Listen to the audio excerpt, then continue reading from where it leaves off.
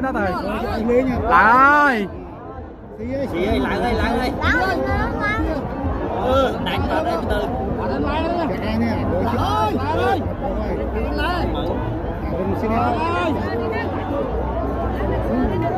trời mà ô đánh bạn ơi.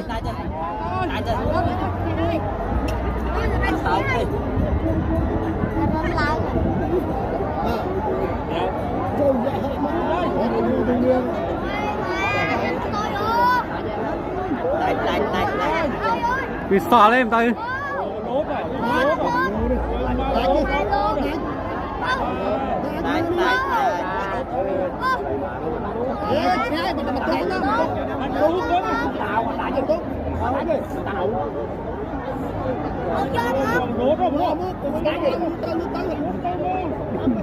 Cuộc lắm tít tao rồi.